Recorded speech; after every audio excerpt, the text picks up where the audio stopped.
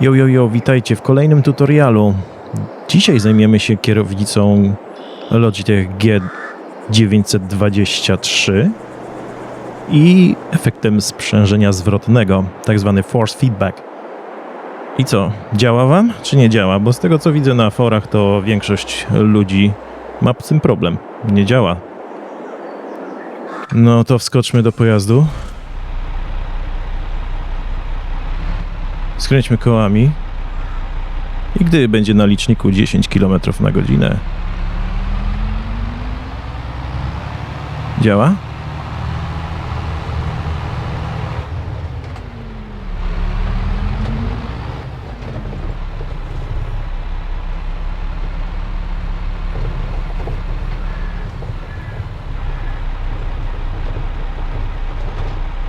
Tak jak powinno działać, prawda? Jest koła skręcone, gdy stoi pojazd w miejscu,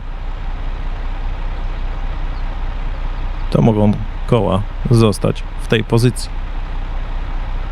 Gdy dodamy gazu i jedzie pojazd i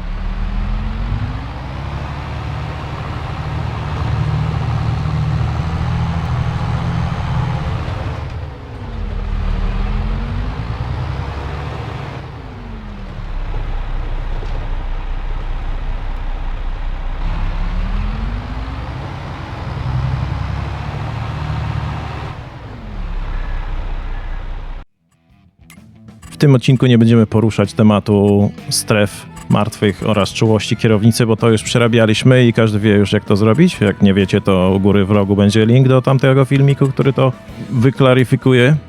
Przypisywanie guzików to też już nie będziemy się tym zajmować.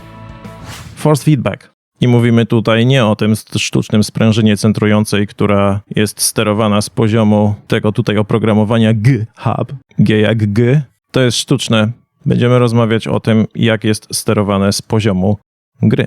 To od razu przechodzimy do konkretów. Moje dokumenty My Games Farming Simulator 22. Wchodzimy w Game Settings. Otwieramy za pomocą Notepad++. Mamy linijkę Forced Feedback. Tutaj mamy. U was będzie 1 albo 0. Maksymalnie z poziomu gry możecie ustawić na 100%, tak jak jest tutaj. Więc będzie tutaj 1. Teraz, jeśli chcemy, żeby to zaczęło działać, to musimy tutaj zrobić 2.5 lub 3 i wtedy tutaj 0. 3 to już jest tak, że musicie się troszeczkę zmagać z tą kierownicą. Jest to dla mnie za dużo. Jeśli tutaj zrobimy 3, to jest jakby 300% w grze. Jeśli zrobimy 2.5, zapisz, restart gry i ogień. Mam nadzieję, że pomogłem. Jak chcecie, to lajkujcie, jak nie, to nie. Mile widziane jakieś komentarze, czy pomogłem, czy nie. Zapraszam do następnych tutoriali. Trzymajcie się, cześć. Jeszcze jedna rzecz, o której warto byłoby wspomnieć, to tutaj mamy prostowanie kierownicy i czułość sterowania. Jest to wewnątrz gry. Jak wejdziecie do save'u, to wtedy to się pokazuje.